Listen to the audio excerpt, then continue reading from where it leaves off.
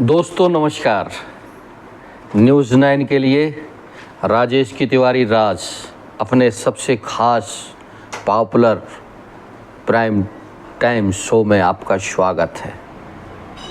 चलिए मेरे दोस्तों, देवियों, सज्जनों, आज अपने इस खास शो की पेशकश में हम आपको आज कुछ ऐसे सुलझे अनसुलझे उन घटनाओं को आप तक पहुंचाना चाहते हैं जो देश की सबसे बड़ी त्रासदी इन दिनों आपके समक्ष लगभग एक दशक से कुछ ज़्यादा ही दिख और सुनाई दे रही है। बात करते हैं हम और आप जब कभी परिजनों को छोड़ने या कभी किसी ट्रैवलिंग में रेल यात्रा करते हैं तो एक मधुर स्वर सुनाई देता है कि यात्रीगण कृपया ध्यान दें, फला प्लेटफॉर्म नंबर पर फला ट्रेन का आने का समय हो रहा है। अब इसकी जगह बदलकर रेल मंत्रालय और सेल्फी रेल मंत्री को और उनके प्रधानमंत्री को वहाँ पर यह वाकया आवाज़ के तौर पर सुनाई दिलानी चाहिए कि यात्री गण कृपया अपनी सुरक्षा पर ध्यान दें।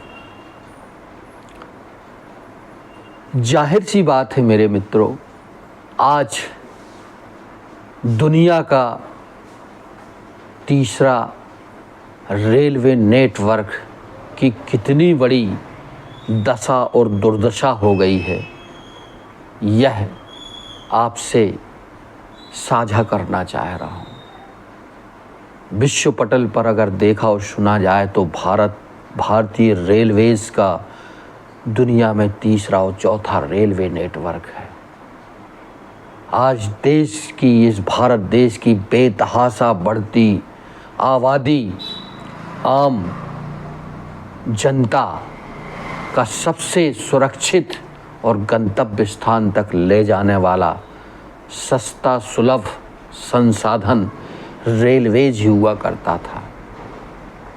उस रेलवेज में उस रेल पर चलने से आज बहुत सारे परिवार और व्यक्ति अब सोचने पर मजबूर हो रहे हैं कि हम अगर रेलवे का सफ़र कर रहे हैं या जा रहे हैं तो हम क्या सुरक्षित अपने परिजनों तक पहुंच पाएंगे। ये विचारणीय प्रश्न है मेरे दोस्तों। आज देश की बदहाल रेलवे व्यवस्था, लगातार हो रही दुर्घटनाएं, लगातार बेपटरी हो रही रेल के इंजन, उसमें बैठी हजारों हजार जिंदगियां कैसे राम राम या अपने ईश को जपती हुई सफ़र करती हैं। अब तो मेरे मित्रों, रेलवे में सफ़र करने से भी डर और रोंगटे खड़े हो रहे हैं कि आखिर हम सही सलामत गंतव्य स्थान तक पहुंच भी पाएंगे कि नहीं। जबकि अगर देखा और सुना जाए, इन 10 सालों के पहले तक रेलवे कितने मुनाफे में, कितनी बड़ी व्यापारिक माल ढुलाई से लेकर हर चीज़ों में कितनी आय भारत को देता था। अब जबकि देश के विकास पुरुष कहे जाने वाले प्रधानमंत्री मोदी जी के हाथों देश की बागडोर है, उनके सबसे काबिल अफसरान जिन्होंने IIT से पता नहीं कितनी सारी डिग्रियां ली हैं, उसके बाद सबसे कठिन परीक्षा पास करके IAS बने वैष्णव साहब। IAS का दिमाग तो बड़ा तेज होता है, उनके पास विजन क्यों नहीं है? बीते कई सालों से वो रेलवे मंत्रालय संभाले हुए हैं। रेलवे मंत्रालय की दिशा और दुर्दशा बेपटरी हो चुकी है दोस्तों, और इन मंत्री महोदय को सेल्फी का एक टैग और तगमा लग गया है। अब देखिए ना आप, लगातार हम आपसे अगर बात करें तो लगातार ट्रेन के हादसे बीते महीनों में अगर अपन बात करें तो कितनी ज़्यादा एक्सीडेंट, रेलवे दुर्घटनाएं हो चुकी हैं। कल अब झारखंड में ट्रेन हादसा, 2 यात्रियों की मौत, 53 घायल, 6 हफ्ते में तीसरी दुर्घटना। 6 हफ्ते में दोस्तों, यानी 2 महीने के अंतराल में। कितनी बड़ी विडंबना है, कितना बड़ा देश का दुर्भाग्य है कि जो सरकारें बातें तो करती हैं कि हम 47 तक कहां से कहां पहुंच जाएंगे, लेकिन वो रेलवे दुर्घटनाएं नहीं रोक पा रही। बड़ा दम भरा गया था उड़ीसा के बालासोर में, जब 2023 में दिल दहलाने वाला आमने सामने की ट्रेनों का जब हादसा हुआ, उसमें लगभग 1100 से ज़्यादा यात्रियों की मौतें हो चुकी थी। वो तस्वीरें जब स्क्रीन पर आई, अखबारों में आई, तो ऐसा मंजर था, ऐसा लग रहा था कि यार क्या हो गया है। उसके बावजूद भी सबक नहीं लिया। तब से लेकर अब तक इस देश में 2023 और 24 यानी 12 महीने के अंतराल में लगभग 30 से 32 रेल हादसे, रेल दुर्घटनाएं लगातार हो रही हैं। कितना जान और माल का नुकसान है या नुकसानी है, इसका आप अंदाज़ा नहीं लगा सकते। उससे भी सबसे बड़ी बात है कि जो असमय घरों के चिराग, घरों के बुजुर्ग, कमाई पूत या परिजनों बिछड़े हैं या मरे हैं, उनकी भरपाई आखिर कौन करेगा? क्यों नहीं जिम्मेदारी ले रहे हैं? उड़ीसा की इतनी बड़ी रेल घटना के बाद रेलवे मंत्री ने इस्तीफा नहीं दिया। खैर, भारतीय जनता पार्टी के मंत्री तो इस्तीफा देते ही नहीं हैं, चाहे कुछ भी हो जाए। इनके अंदर शर्म नाम की चीज़ नहीं है। ये इतने निठल्ले हैं कि इन्हें सिर्फ और सिर्फ अपना दिखाई देता है। बालासोर उड़ीसा की घटना से इन्होंने कहा था हम सबक लेंगे, लेकिन कोई सबक नहीं लिया दोस्तों। अब देखिए ना, झारखंड में 3:45 बजे जो रेल की दुर्घटना हुई, आप क्या कल्पना कर सकते हैं? आप सफ़र कीजिए रेल का, आप पहुंच पाएंगे? आप जा पाएंगे? आज रेल पटरी सुरक्षित नहीं, आज सड़क सुरक्षित नहीं, हवाई मार्ग सुरक्षित नहीं, तो आखिर व्यक्ति जाए तो जाए क्या उसके पर लग जाएंगे? कितनी जद्दोजहद हर एक चीज़ में विदिन 10 सालों से हो रही है, और सिर्फ शगुफा के अलावा कुछ नहीं छोड़ा जा रहा है। इसी परिप्रेक्ष्य में ये कहीं ना कहीं रेल हादसों का डर या जो हो रहे हैं, उसमें लोको पायलटों की लगातार शिफ्टों में उनसे कराया जाने वाला काम भी कहीं ना कहीं एक मुद्दा है।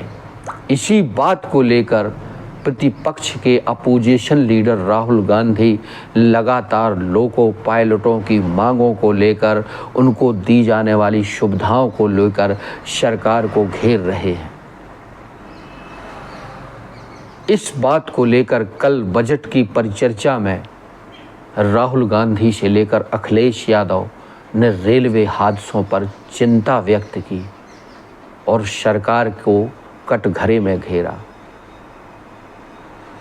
आज हम जैसे मीडिया कर्मी या न्यूज़ चैनल चलाने वाले फाउंडर जनता की आवाज़ बनकर इन रेल हादसों से लेकर छोटी बड़ी बात सत्ता में बैठे गलियारों या मठाधीशों तक आम जनता की आवाज़ पहुंचा रहे हैं।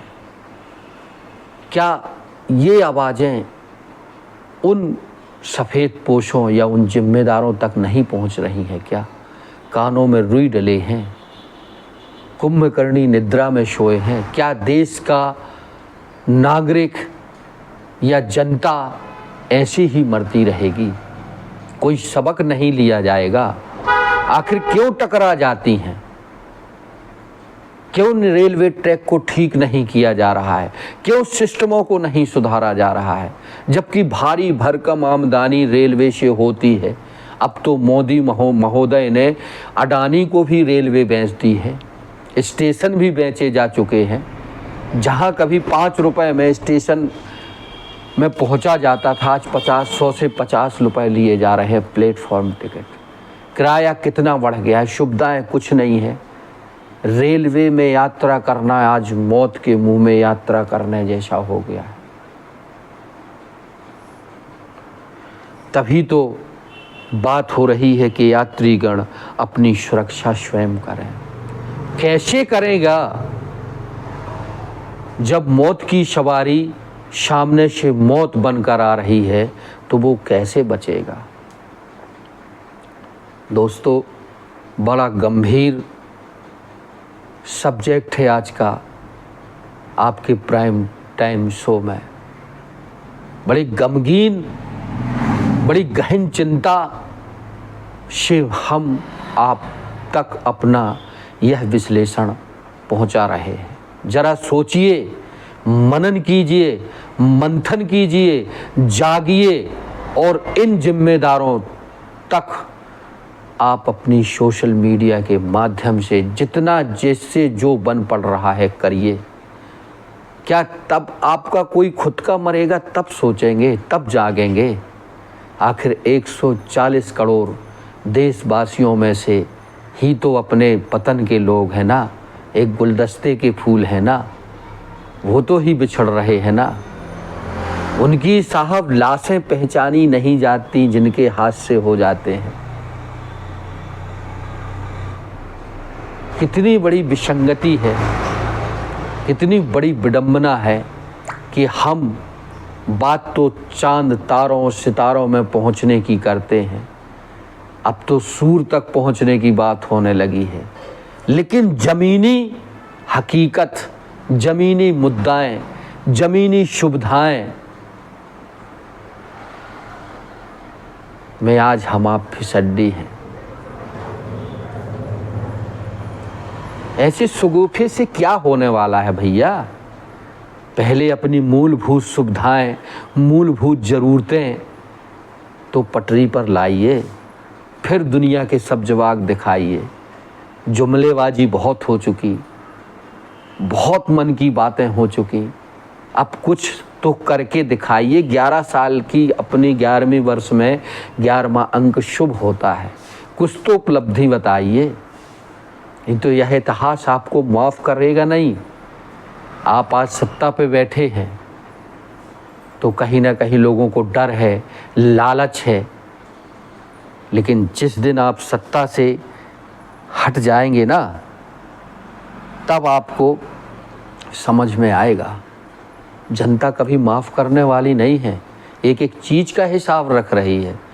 तो रेलवे के हादसों पर विचार करिए, जो अगर उनका एक आंकड़ीय देखा जाए तो हर 30 दिन में, हर 2 दिन में रेल हादसे हो रहे। कितनी संपत्ति नष्ट हो रही है, कितने लोग मर रहे हैं, पर आप तो बस भैंस के आगे बीन बजे भैंस खड़ी पगुराए। आप तो सरकार बचाने में टेम्पो भर भर कर उन छात्र लोगों को, उन कपटी लोगों को, उन गिरगिट की तरह रंग बदलने वालों को, जिन पर आपको खुद भरोसा नहीं है कि ये रहेंगे या हमारा साथ छोड़ देंगे, पूरा का पूरा पैसा उठा के आप उनको दे रहे हैं। देश के उद्योग घरानों को आप मजबूत कर रहे हैं। कभी इस ओर भी नज़र डालिए सरकार, रेलवे व्यवस्था को सुदृढ़ीकरण करें, उनकी लाइनें, उनकी पटरियाँ, उनके चलाने वाले लोको पायलट, उनके सिग्नलों, उन व्यवस्थाओं पर ध्यान दीजिए। विश्व में और भी कई देश हैं, उन देशों में कभी हादसे, कभी यदा कदा सुनने को मिल जाए, होते भी हैं तो वहाँ के जिम्मेदार अपनी जिम्मेदारी लेते हैं और इस्तीफा देते हैं। लेकिन आपने तो ये इस्तीफा का ई पढ़ा ही नहीं है ना। कुर्सी पर सांप जैसी कुंडली मार के बैठना ही एक जिम्मेदारी नहीं होती। आज मेरे प्यारे दोस्तों, बड़ी खिन्न मन से अपने देश के 144 करोड़ देशवासियों तक अगर हमारी आवाज़ आपकी जो हम पहुंचा रहे हैं, उसको, हमारे इस खबर को, इस हमारे वीडियो को आप इतना वायरल करें कि यह खबर पीएमओ से लेकर रेलवे मंत्री से लेकर देश के कोने कोने में पहुंचे। इसमें हमने बड़ी गहनता से, बड़ी बाकपटुता से, परत दर परत आंकड़ों के सहित पूरा विस्तृत विश्लेषण रेलवे पर करके दिखाया है।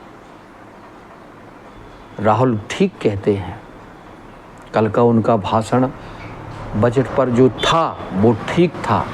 समझ में आ रहा है कि जैसे हजारों साल पहले एक चक्रव्यूह रचा गया था, उस चक्रव्यूह के चक्रधर सूत्र में 6 लोग थे और एक अकेला अभिमन्यु था।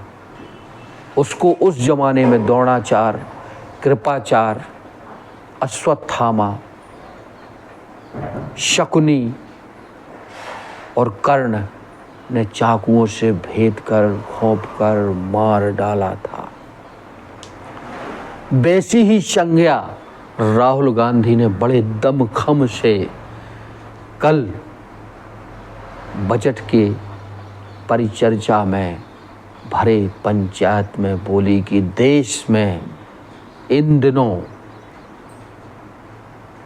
6 लोग देश की आवाम, पिछड़ों, दलितों, कमज़ोर, गरीबों, मध्यम वर्गीय परिवारों की असमय चाकू भोंक कर हत्या कर रहे हैं।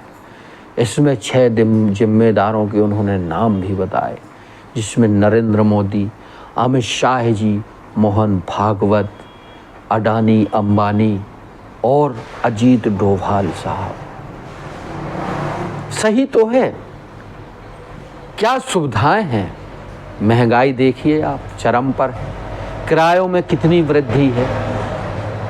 आप कहीं यात्रा करने जाइए, घर से निकलिए, हम पहुंचते हैं, जाते हैं, कैसे रिजर्वेशन वाली सीट भी आपकी रिजर्व नहीं रहती। कितनी मारा मारी पड़ती है उन ट्रेनों में, यात्रा करने से डर लगता है।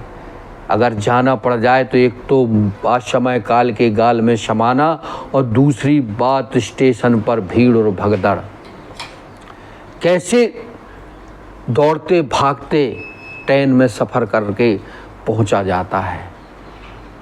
और कन्फर्म सीट अगर रिजर्वेशन हो भी जाए तो लोग सोने नहीं देते, लेटने नहीं देते। ये तो व्यवस्थाएं बढ़ाई नहीं जनाब आपने। किराया खूब बढ़ाया, खूब वंदे भारत एक्सप्रेस का प्रचार किया।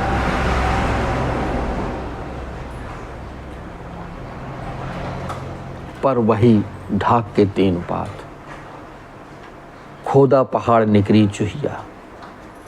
कब जागेंगे आप? क्या इसी तरह अनर्गल प्रलाप, झूठे वायदे, झूठ परोसते रहेंगे, फर्जी आंकड़े बताते रहेंगे? अब यह चलने वाला नहीं। जिम्मेदारी लेनी पड़ेगी।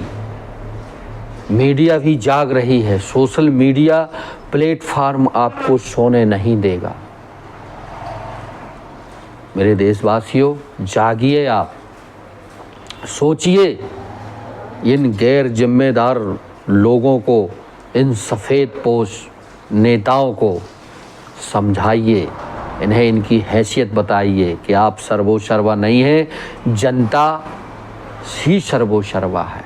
तभी तो 400 का दम भरने वाले आज 240 पर हैं। ये केवल आपकी बदौलत है। कांग्रेस को मुक्त देखने वाले आज कांग्रेस सिर चढ़कर इनके बोल रही है और इनको सड़क से लेकर सांसद तक घेर रही है। हर एक मुद्दों पर बात और बहस हो रही है। बहरहाल मोदी जी, आप खूब प्रधानमंत्री रहिए, बहुत रहिए, जितना बने रहिए, पर देश के गरीब मजलूम तबके के उन लाखों करोड़ लोगों की मौत के लिए भी जिम्मेदारी लीजिए और उसमें बदलाव करिए, जो आपकी ट्रेनों में सफ़र करके दुर्घटनाओं के दौरान आशमय काल कलवित होते हैं। सो दोस्तों, यात्रीगण स्वयं अपनी सुरक्षा करें, जाएं, सुरक्षित रहें, पर यात्रा सुखद नहीं है, सुरक्षित नहीं है, डर है। चूँकि रेलवे को भी कहीं ना कहीं इस सरकार ने खोखला कर दिया है, उससे खींचा जा रहा है, पर उसके लिए कुछ लगाया नहीं जा रहा है। कहाँ गई वो बातें वैष्णव साहब की कि एक्सीडेंट नहीं हो पाएगा, हम ऐसी व्यवस्थाएं लाए हैं, हम ये कर रहे हैं, हम वो कर रहे हैं, लेकिन कुछ नहीं। वैष्णव साहब जी, जिम्मेदारी लीजिए। बहुत नौकरी की आपने, बहुत अच्छी पोस्टों पर रहे, क्या ज़रूरत है आपको? अगर आप कुछ कर नहीं पा रहे हैं, कुछ सुधार नहीं कर पा रहे हैं, तो आप इस्तीफा दीजिए। मत देश की जनता को मौत के कुएं में ढकेलिए। आपके बस का नहीं है तो आप इस्तीफा दे दीजिए। ये घटनाएं, दुर्घटनाओं की जिम्मेदारी लीजिए। रेल मंत्री की जिम्मेदारी होती है। पहले की सरकारों में एक छोटा सा हादसा हुआ करता था तो अपनी जिम्मेदारी लेकर इस्तीफा दिया करते थे। समय की मांग है कि रेलवे की जो असमय दुर्घटनाएं हो रही हैं, उनको सब काम छोड़कर सरकार में बैठे, पीएमओ में बैठे प्रधानमंत्री जी केवल राजनीति भर न खेलें, लोगों की जान माल की सुरक्षा भी करें। कुर्सी भर ही न बचाएं, देश की संपत्ति और देश की जान को बचाने की भी कवायतें करें। प्यारे दोस्तों, प्राइम टाइम शो में ये थी आज की खास पेशकश। आप देखें, सभी को दिखाएं, शेयर करें, सब्सक्राइब करें, लाइक करें, इस खबर को जन जन तक पहुंचाएं। हम आपके लिए आपकी बात वहाँ तक लेकर जाएंगे जहाँ कोई नहीं लेकर जाता। बहुत बहुत शुक्रिया, बहुत बहुत।